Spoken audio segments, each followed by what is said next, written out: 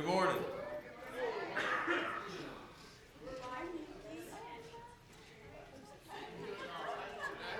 Good to see everybody. Let's stand and worship together.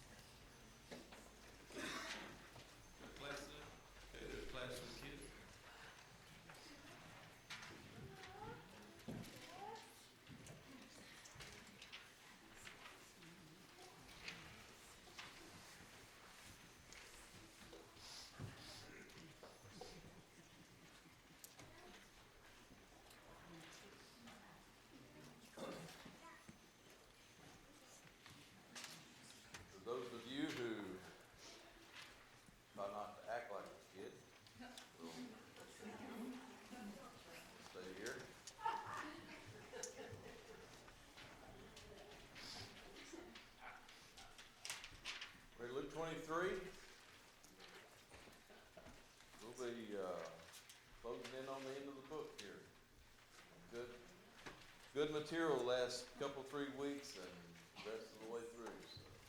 Is your mic on? It is, I believe. Make it louder. Doesn't sound. It's on. It says it's on. All right, can y'all hear me now? Carry on. See, I titled the message Via Dolorosa, which is a Latin phrase I'm sure that you've heard before.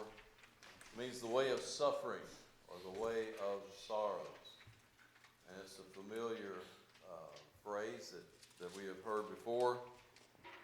And it specifically has to do with the physical road or the path that Jesus took to go from Pilate's Hall to Golgotha. It's used a lot in our day in kind of an abstract way of us living a life of sorrow and going through our life in such a way. But specifically it's referring to only the way that Jesus took, the road that he took going from on his way to the cross. As Jesus went to the cross, they say that the Roman soldiers would take him by a meandering path, not just the shortest distance there. And we always call that in my family going around by Laura's house to get somewhere. I don't know if any of y'all are familiar with that phrase or not, but a long way around. And a soldier would be in front holding a sign that detailed what the accused criminal, convicted criminal's crime was. And so that others who saw them coming and read would be warned, this is what can happen to you if you commit this crime. You're convicted of this crime. So, here he goes. And some people say that you see, drawings of him carrying the whole cross, and some of them having just the cross beam, behind his back or on his shoulder or whatever. And there used to be a guy that went around the bypass, usually carrying a cross. Did any of y'all ever see him? Did you ever notice something about his cross? It had wheels on it, yeah. Wheels on the back side, so he was rolling it. And I don't think Jesus' cross probably had wheels on his, if he carried the whole thing. I thought that was interesting. But so on the way, several things happen. Some of them you will see in Matthew, Mark, and Luke. Some of them you will see on the Gospel of John. And more so in John, what's going to happen after our text for today. And a couple of them that only were found in the book of Luke. We're going to look at these events that happened on the way in our text from verses 26 through 43. So let's read our text to begin with. Luke chapter 23, beginning in verse 26. As they led him away from Pilate, they laid hold on one Simon, a Cyrenian, coming out of the country, and on him they laid the cross that he might bear it after Jesus. There followed him a great multitude of people and of women, which also bewailed and lamented him. But Jesus, turning unto them, said, Daughters of Jerusalem, weep not for me, but weep for yourselves and for your children. For behold, the days are coming, in the which they shall say, Blessed are the barren, and the wombs that never bare, and the paps that never gave suck. Then shall they begin to say to the mountains, Fall on us, and to the hills, cover us. For if they do these things in a green tree, what shall be done in the dry? There were also two others, malefactors or criminals, led with him to be put to death. And when they were come to the place which is called Calvary, there they crucified him, and the criminals, one on the right hand, the other on the left. Then said Jesus, Father, forgive them, for they know not what they do. They parted his raiment, cast lots. The people stood beholding, and the rulers also with them derided him, saying, He saved others, let him save himself, if he be Christ, the chosen of God. The soldiers also mocked him, coming to him and offering him vinegar, and saying, If thou be the Christ of the Jews, the King of the Jews, save thyself. The superscription also was written over him in letters of Greek, and Latin, and Hebrew, This is the King of the Jews. And one of the malefactors which were hanged railed on him, saying, If thou be the Christ, save thyself and us. But the other answering rebuked him, saying, Do you not fear God, seeing that you are in the same condemnation? And we indeed justly, for we receive the due reward of our deeds. But this man has done nothing amiss. And he said unto Jesus, Lord, remember me when thou come to your kingdom. And Jesus said unto him, Verily I say unto thee, today thou shalt be with me in paradise.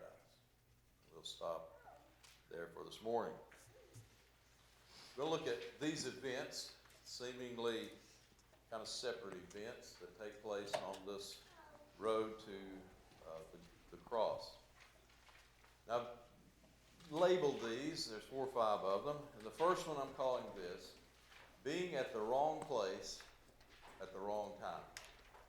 We see in verse 26, they start out as they led him away. The text says they laid hold upon one Simon. Now the 3 words there, laid hold on, suggests to us that Simon didn't volunteer to carry Jesus' cross. They picked him out and said, Hey, you, carry this man's cross. So the question becomes, why did they ask anybody to carry his cross?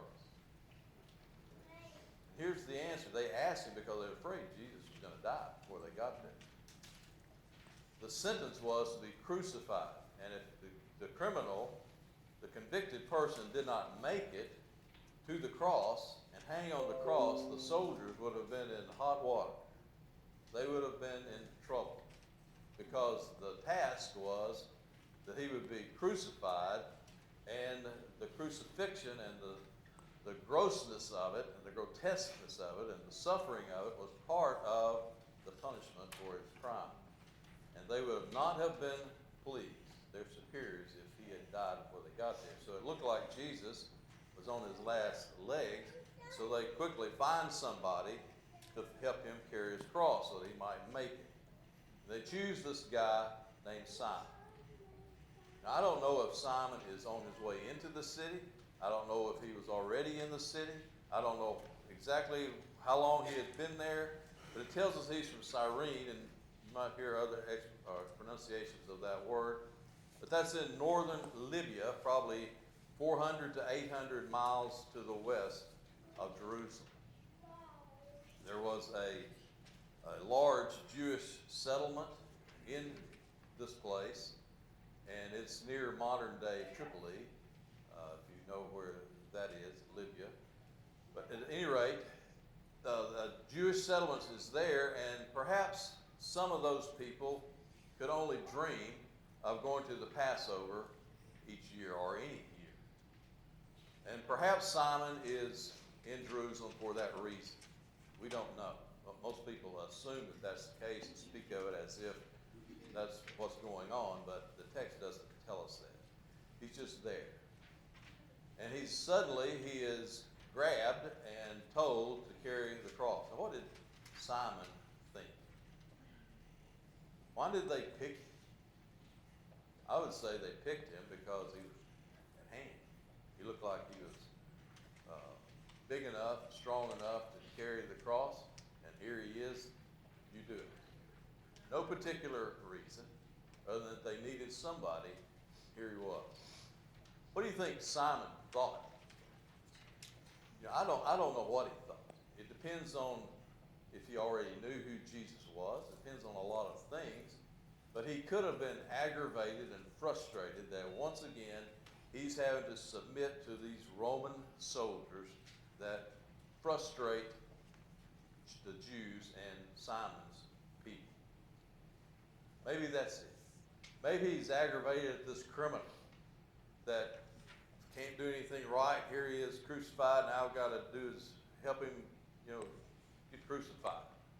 I don't know what he's thinking. But I wonder if, and this is just perhaps a romantic look at the event, that somewhere in this journey from there to the cross, as Simon realizes, if he didn't already know, who this was and what is going on, all these things, that something happens in Simon's heart. And he becomes a follower and a believer in Jesus. This account is found in Matthew and Mark. It's not found in John. But it's interesting that in the book of Mark, where it tells us of this account, it says they laid hold of one Simon, carry his cross, the father of Rufus and Alexander.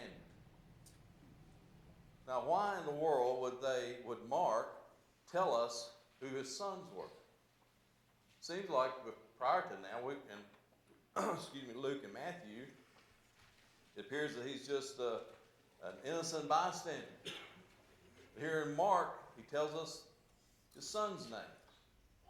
Now you read that and you would think that Mark is using his sons to tell us specifically who he was. Oh yeah, that's Simon. That's Simon, as if we know who Rufus and Alexander are. So it's possible that this man's family either already were believers, or they became believers and his sons became known enough that the church knew them, or at least some of Mark's audience. You can see in the book of Romans that Paul, when he writes the book of Romans, toward the end of it, he gives greetings and these types of things, and he says greetings to Rufus, names one of these two boys, one of these two men. He says, chosen in the Lord. And also he mentions that he is his mother and Rufus's mother, and Paul says mine, as if it's my mother. And perhaps these are spiritual designations, spiritual mom, or whatever you may call. But perhaps this is the same Rufus. We don't know this at all. That's the only other time his name is mentioned. The name Alexander we see several times in the New Testament. I've got them listed here in Mark 15:21, which is where he names him. In Acts chapter 4, verse 6, this is one of the high priest family who is after the disciples and antagonistic toward them. And so this would not be one of them. He would be too old for one thing, I'm pretty sure, but it's probably not one. In Acts chapter 19, verse 33, you can read this. There is a man named Alexander that is a follower. This could be, we don't know. In 1 Timothy 1:20, this one is not a follower of Jesus. He says Paul says, writing to Timothy, that I've delivered Alexander, who did me much harm, and delivered him unto Satan, that he may learn not to blaspheme. So if this is Simon's son Alexander, he went wayward. All right, now that doesn't mean it's not Simon's son. Lots of Christian families have wayward children, unbelieving children. See that not just in our midst, but you can see it.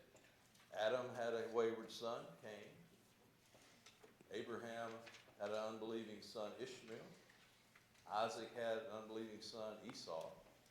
And on you can see throughout the scriptures.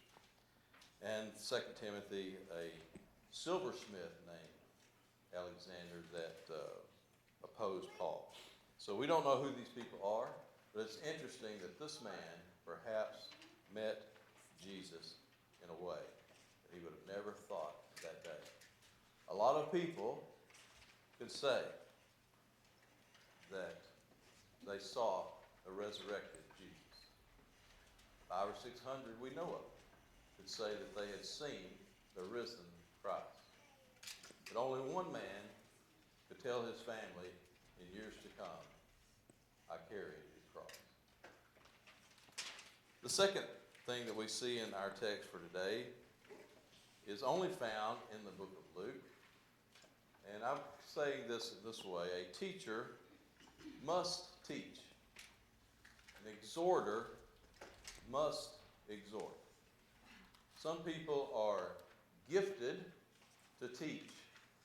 And it's not that they have a speaking ability, and that's all. It's that there is something in their spirit and in their soul and in their spiritual makeup that compels them to teach. And they do it without thinking. They don't have to have a pulpit or a podium. They don't have to write a book. But they will always be found throughout their life teaching, giving someone good advice. An exhorter will always be found habitually through their life exhorting. And we see here in our text that after Simon has taken the cross, apparently, as they go along, these women are there close by, and they're mourning and they're weeping. Now, we don't know if these people know Jesus, if it's his mother, or other women that know him. I doubt if it's paid mourners. I don't think they're going to go to that much trouble. Anyone would for this. But they're there mourning, and Jesus turns to them. And remember, Jesus is about to die. Right? Surely he's got other things to think about than these women. But he turns to them and he says, "Don't weep for me. Weep for yourselves." Then he tells them, because the day is coming, and soon will be, and we know from our perspective that he's probably talking about 70 AD when Titus destroys Jerusalem. The day is coming in which they will say to you, "Blessed are the barren." A woman is called blessed in that day that he's talking about if she has no children. Now that's odd. That's against everything in their culture. Because if a woman is barren and a man have no children and can't have children, it's considered a curse almost. As a matter of fact, a man could divorce his wife if she could not give him children. He says the day will come when you will consider that a blessing. When the womb that never bare will be called blessed. The breast that never nursed a child will be considered a blessing. Those days, he said, they will say to you, to the mountains, "Fall on us."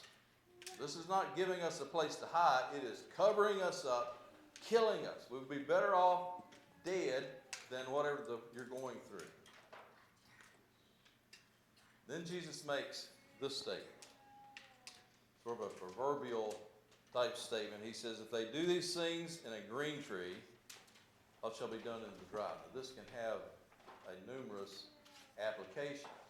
But just look at it in a literal sense. Suppose that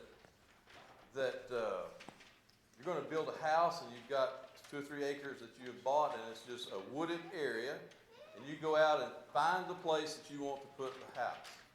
So you begin to mark trees that are going to be cut. And you look at this tree, and well, that might make a good shade tree, so you might want to keep that one. You may want to cut this one and cut that one and cut this one. But how many trees or pieces of wood are laying on the forest floor that are rotten do you pick out to see if you're going to move them or not? None. You assume those are gone. You see a dead tree that's obviously dead, and you say, well, that one goes, for sure. It's going to fall anyway. Right? But that's the kind of the idea here. If they will do this to a green tree, surely the dry trees and the dead trees and the rotten trees are gone. In this particular case, I think what he is saying is this.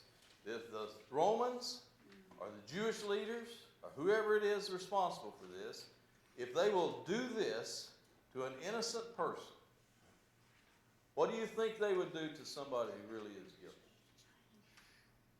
Now proverb can be applied in a lot of different situations, but I think that's what he's saying there. Third thing that we see in our text is this. I'm calling this trash talk from deep places. Trash talk from deep places. Now, when we think of the two words trash talk, we think of probably a sports game. And I never was much of an athlete at all, but I could trash talk. When I played ball with somebody, I could run my mouth. I couldn't back it up very well, but I could run my mouth. So I knew about trash talk. And here in our text, and you can look in Matthew and Mark and also the book of John, you'll see these things. First of all, there's two criminals that are crucified with Jesus, one on his right and one on his left. The text tells us that some of the people around, when he's on the cross, first gets on the cross, some of the people are there watching. It doesn't say they're doing anything else, but it says they're watching. There are some places that in one of the Matthew or Mark 1 where it says, talking about some of the soldiers. The soldiers sit down and watch. So you can see the beginning of I don't know how big a crowd of people, but a number of people who are there not to watch the criminals die, but to see what happens to Jesus. There will be people there who love him. There will be people there who know him. There will be people there who are his relatives. There will be people there who are just curious. There will be people there who hate him. But a lot of people are there to watch and see. It tells us in Matthew, Mark, and Luke different descriptions for a specific group of people who are there. It's called, in our text, it's called the rulers. The rulers were there.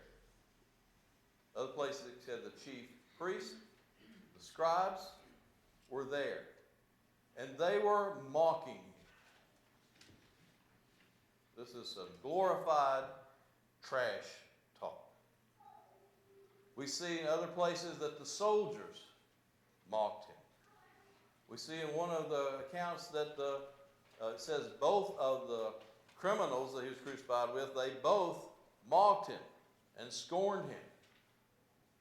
We see an inscription over his head on the cross that says, "This is the King of the Jews." Now it's interesting in the book of John that when the scribes, the elders, saw that inscription, God, it just irritated. Why did it irritate? Because it said, "This is the King of the Jews."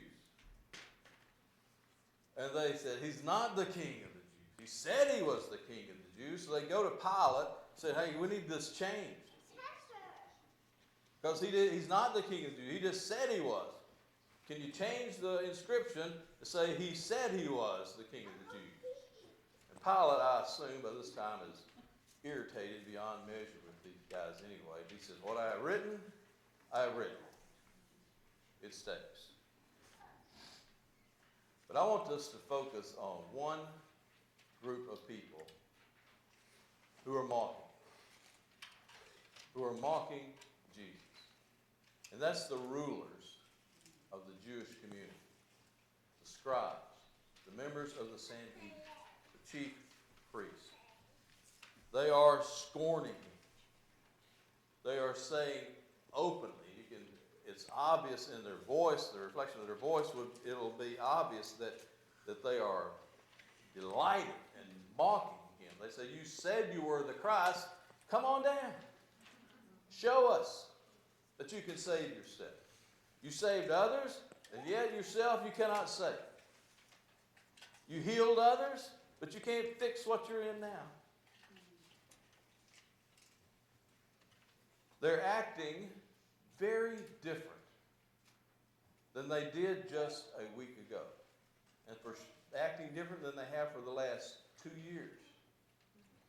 Why is this? For the last 2 years, these people have taken great pains to conceal the hatred that is inside their heart. They have hid it. Why have they been hiding it? Because they don't want the common people to see how they really feel about Jesus. Because the common people either have been healed by him or they know somebody who has, and they love Jesus for the most part. And the scribes and the Pharisees do not want the people to know exactly how they feel. They are afraid that the common people are going to be so numerous that they're going to take Jesus by force and make him the Messiah, who he, to their chagrin, seems to claim to be. So they are walking a fine line between not making sure that this rage that is in them and this hatred that is deep in their soul doesn't burst through this eggshell of a facade that they're putting on. But now, Jesus is on the cross. Jesus' life is quickly going away. He's soon to be dead. And they can conceal it no longer. They don't care about concealing it no longer. It don't matter what the people think, because they know Jesus is fixing to die. And the hatred that is deep within them erupts like a volcano, and they begin to mock him, to scorn him, and to spit in his face, to say all of these vile things. This is their day. They have accomplished, or soon be accomplished, what they have wanted to see for 4 years, or 2 or 3 years. So, the trash talking from their lips begin. The next point is this: deathbed religion. Is it ever real? We saw in Matthew or Mark that it's told us that both of these guys that he's crucified with hurled insults in his face. But now we see one of them has changed his tune. What happened? What happened to this one guy? If you read through all 4 Gospels, the account of Jesus' crucifixion, you'll see a few people, not just this guy, that lives apparently were changed in this moment. On this day, their lives were changed. They go from an unbeliever to a believer. I think Simon perhaps is a good candidate for one of those, and this one of these thieves certainly is. He's gone from scorning Jesus to believing in him.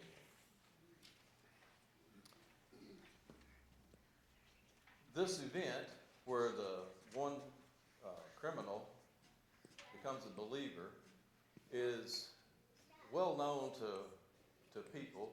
And we look at that to give an example of certain areas of our theology. And this one, perhaps the most common way that it's used, is when you have a group of people, and particularly the Church of Christ, who would believe that you have to be baptized in order to be saved. Matter of fact, they believe you are saved as you are baptized, the way I understand their teaching. And, someone who's debating them will always, his comments always throw up this guy. What about the thief on the cross? Right? He was not baptized. And, of course, they leave an exception for him, which I think that he should. A lot of other things he wasn't, that some churches deem to be important, right? Wasn't a member of a certain church. He never went to church.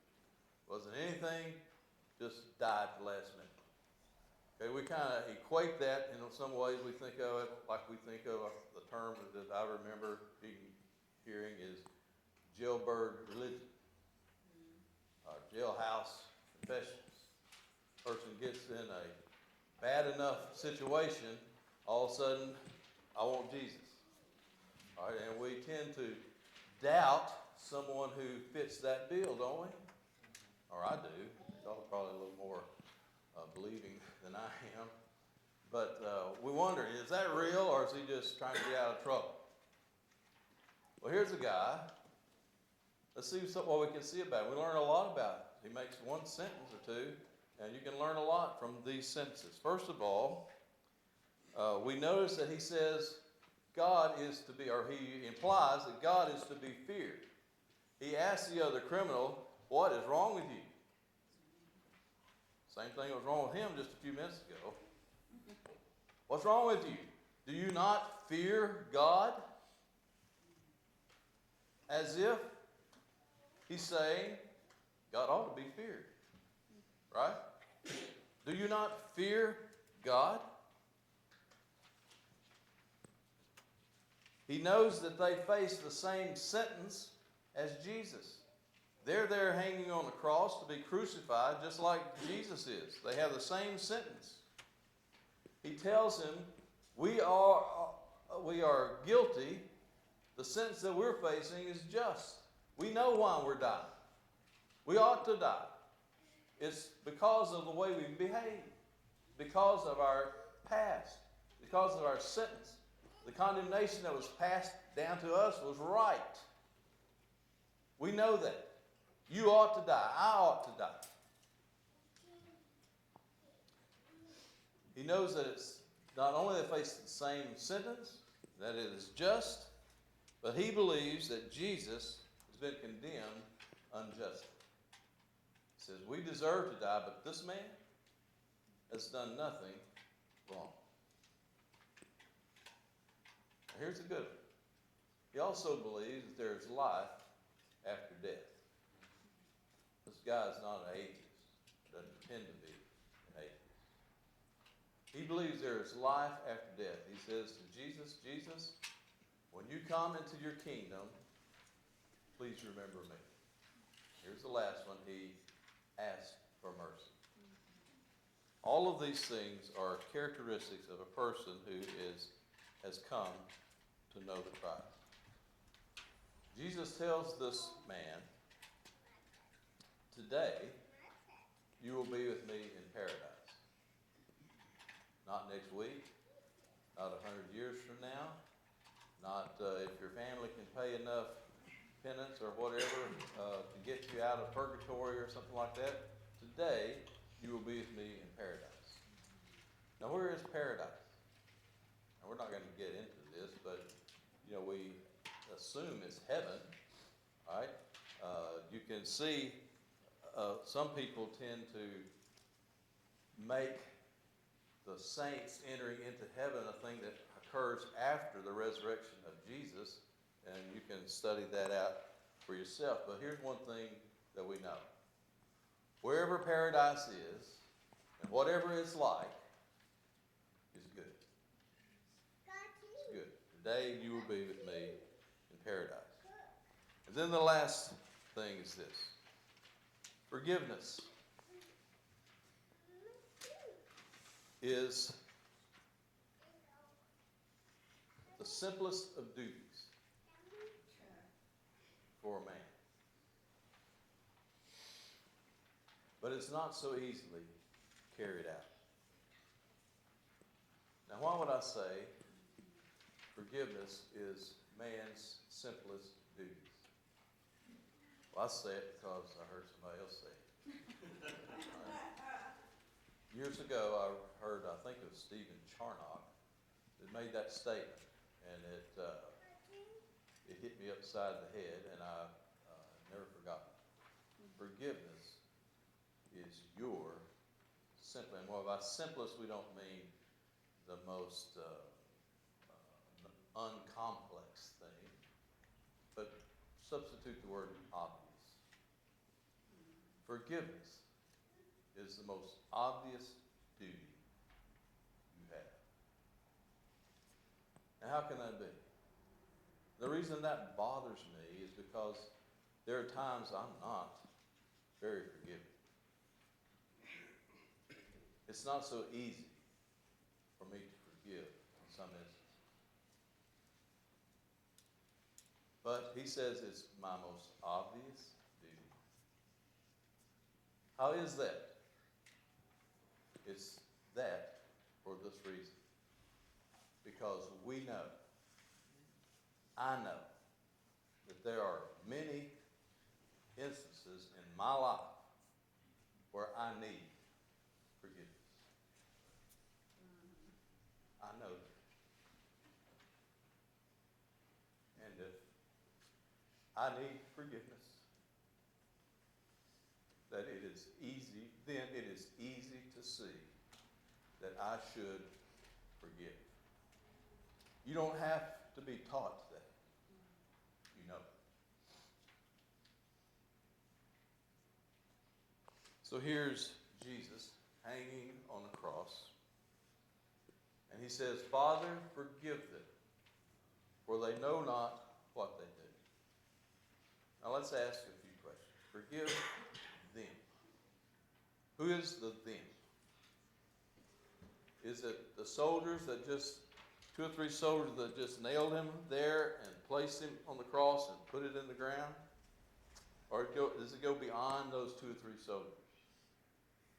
It goes beyond, doesn't it? All right? It goes beyond the company of soldiers that brought him from Pilate's hall. Does it include Pilate? Yes. Does it include Herod? Yes. Does it include the high priest? Yes. The scribe, the Pharisees, anybody it is that wanted Jesus dead and participated in this crime, this unjust crime, is included in that word, them. Forgive them, for they know not what they do. So here's another question. Is this forgiveness that Jesus is asking, does it result in their salvation? Now, be careful before you answer. So in other words, is all of these people going to heaven?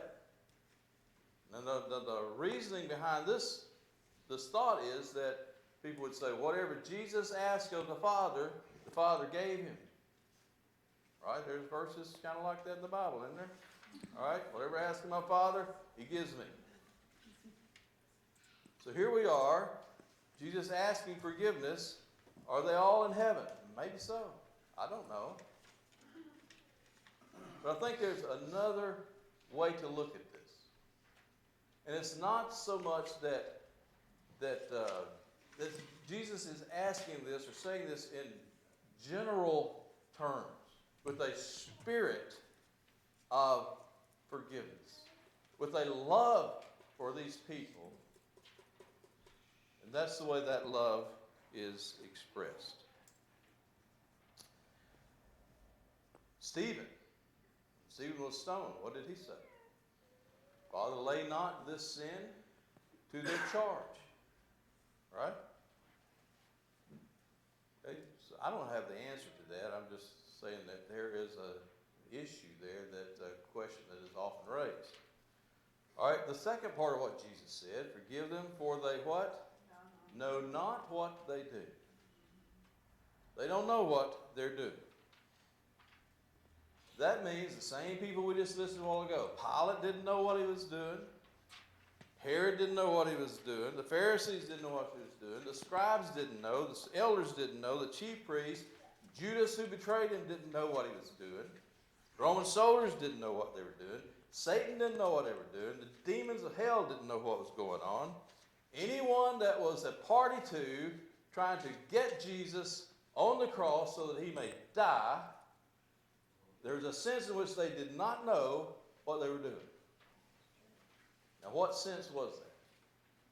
I believe they did. None of those people I named, I don't believe any of them had a clue that Jesus was dying for the sins of the world.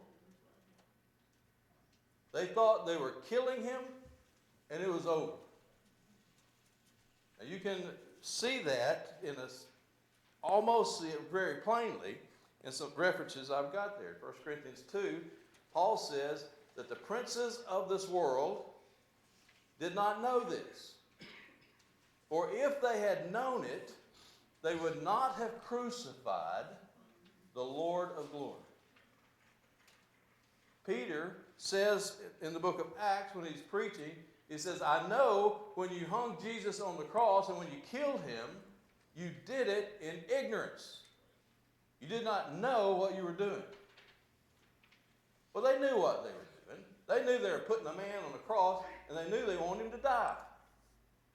But they didn't know what they were doing because they had no clue that Jesus, at God's bidding, was dying for the sins of his people.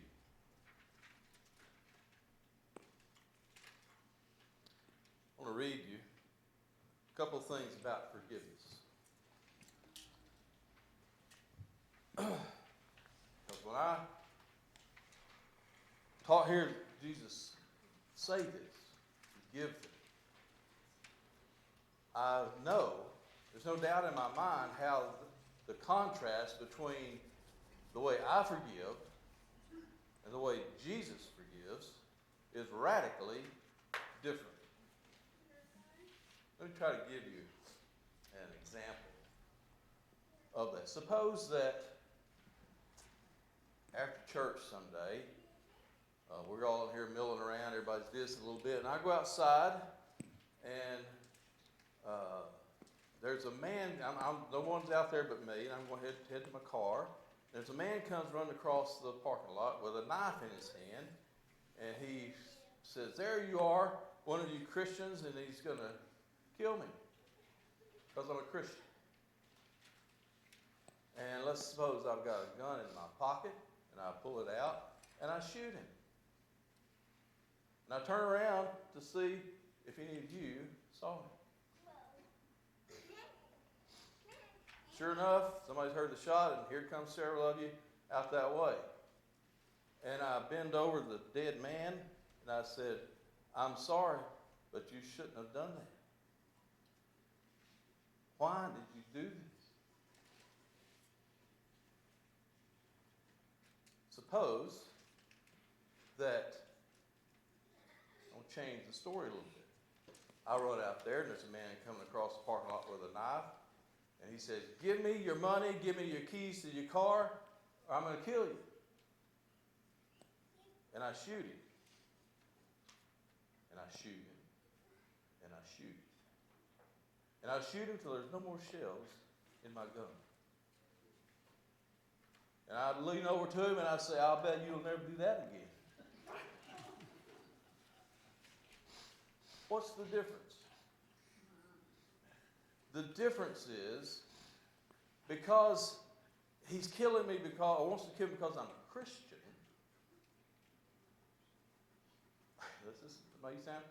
You might think this is crazy. It causes me to respond in a little different way. And maybe because you're coming out of church and I'm trying to impress you with my spirituality. But some guy who's going to take my life, who is just there to take what is mine, it'll make me angry. Angry enough that I'll unload my gun. I haven't thought a thing about forgiveness.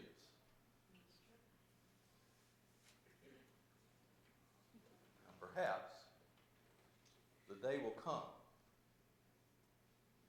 when we will all have the opportunity to suffer to the point of death for being a Christian.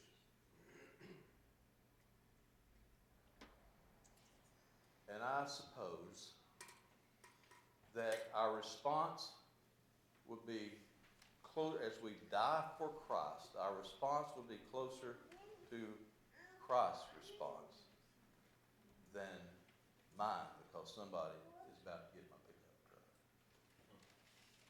You with me? Now, I'm going to read A couple of things here. Supposedly, there was a Roman emperor named Marcus Aurelius, or something like that. The Roman emperor and Stoic saint. I meant to look up really the definition of a Stoic saint, some of you may know. But this man supposedly used to say to himself every morning, he used to say this to himself. And it might be good if I would develop the habit of saying this to myself every morning. It might be good if each of us would stand in front of the mirror and talk to ourselves every morning with these words. Today, you will meet all kinds of unpleasant people. They will hurt you and injure you and insult you, but you cannot live like that.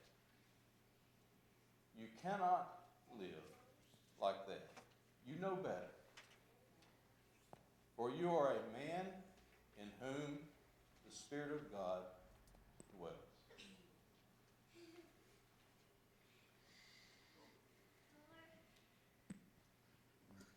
It would be good if I could remember that.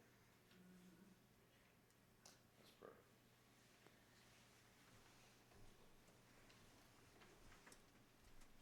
Lord, at the cross, we see far more than our salvation. We see the purity, the unblemished behavior of our Savior. We see the pattern on which we are to live our lives. God, help us be filled with gratitude that you have saved us. God, help us to be full of desire to follow you.